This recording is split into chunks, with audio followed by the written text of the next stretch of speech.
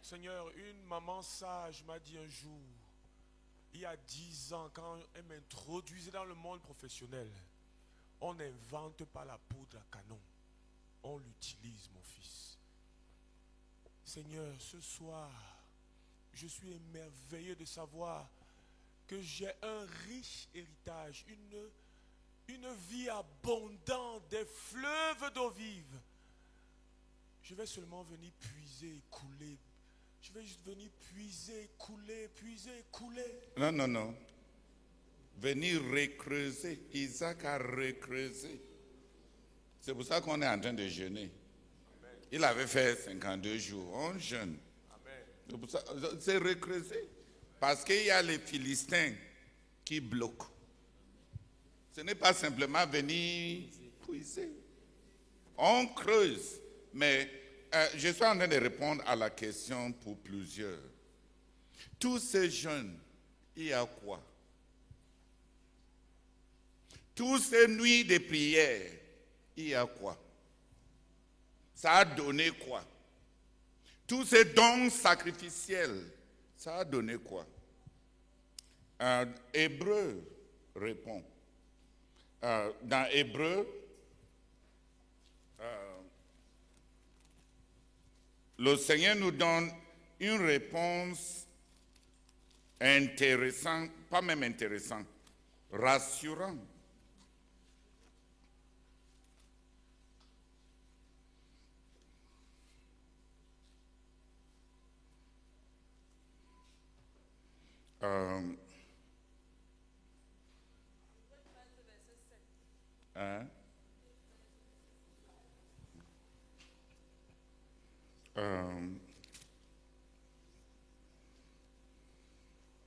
Hébreux chapitre 2.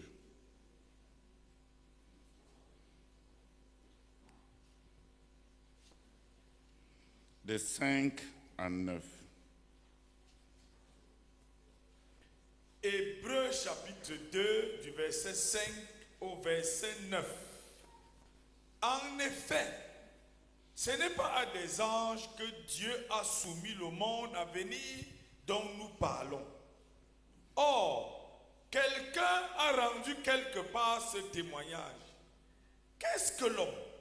Pour que tu te souviennes de lui, ou le Fils de l'homme pour que tu prennes soin de lui?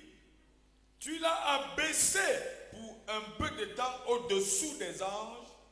Tu l'as couronné de gloire et d'honneur. Tu as mis toutes choses sous ses pieds.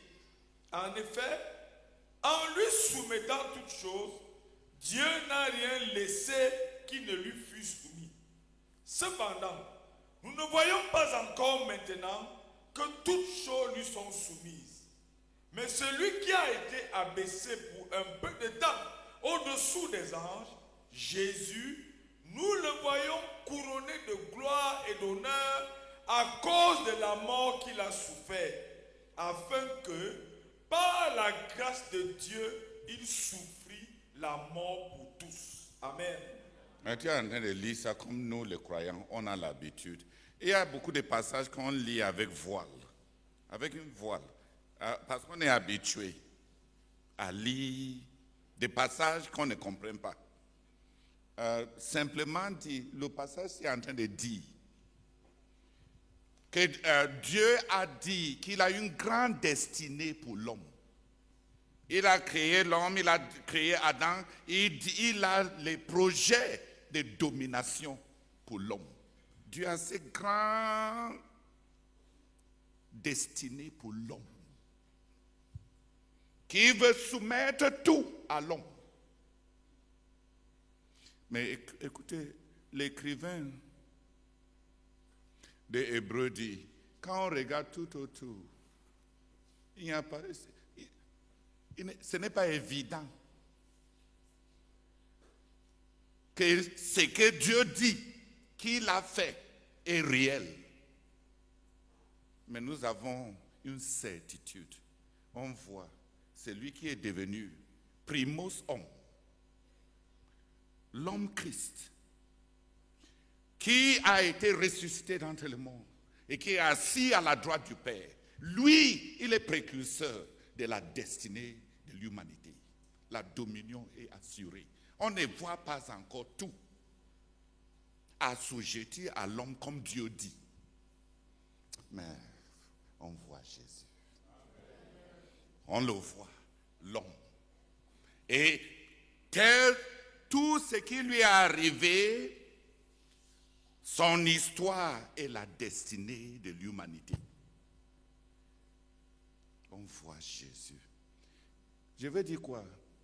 Toutes ces nuits de prière, tous ces jeûnes, tout ça, même si tu ne vois pas autour ce que ça semble avoir fait, tu peux au moins regarder le précurseur de tout cela.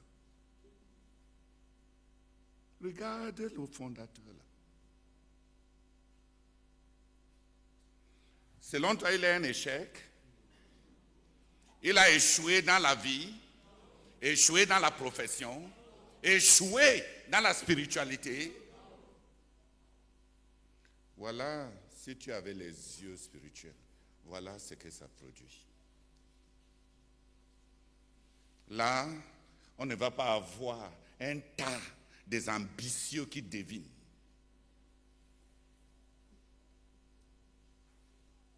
On ne voit pas encore l'aboutissement de toutes ces choses, mais on voit l'échantillon. Et on est sûr.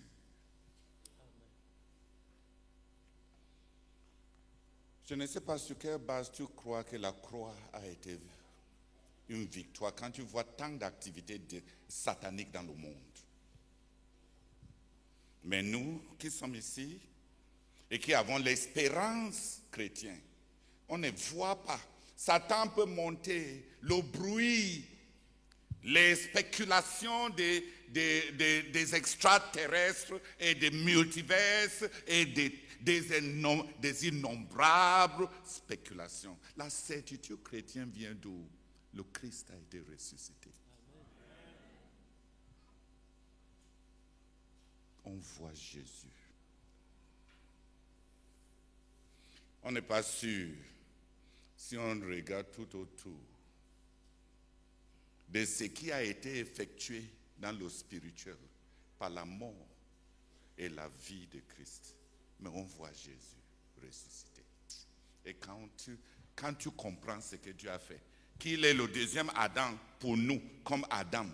Adam était le premier homme pour nous. Et tu vois combien nous, on a exagéré tous les péchés d'Adam.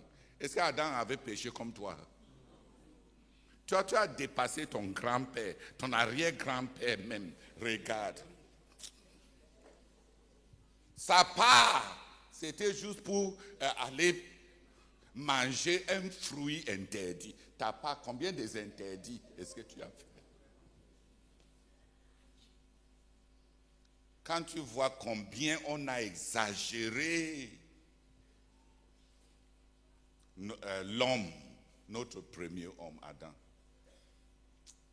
là tu as une idée à quoi ressemble et ressemblera le royaume de notre Dieu. Comme on a partagé la nature du premier homme, on partagera la nature du deuxième homme. On est tellement absorbé à recevoir l'argent et les visas qu'on ne sait même plus à quoi, là où tend notre vie spirituelle qu'on a reçue. Tout comme on a partagé la nature du premier homme, on va partager aussi la nature du deuxième homme.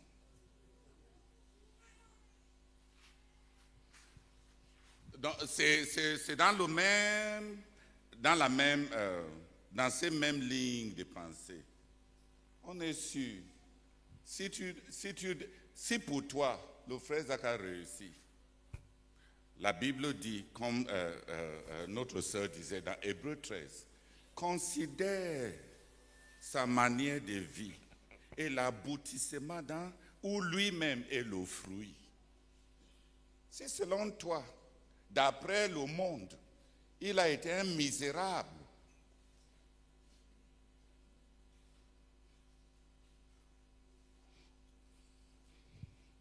on ne voit pas encore tout soumis On ne voit pas encore le triomphe du royaume de Dieu quand on regarde autour. Mais nous voyons Jésus. Et il est l'échantillon de la destinée humaine. C'est ça l'espérance chrétienne. Et on poursuit ça avec certitude, pas comme utopie. On n'est pas en train de poursuivre un idéal utopique. On est en train de poursuivre une réalisation déjà acquis. Le salut qui avait été acquis pour nous, ce salut-là, dans sa plénitude, nous attend. Donc, qui voulait prier? Prie. Oh Seigneur, je te rends grâce pour ta parole, Seigneur. Seigneur, je choisis d'être un Isaac, d'être un fils. Et je proclame que je suis un fils. Je vais creuser les puits.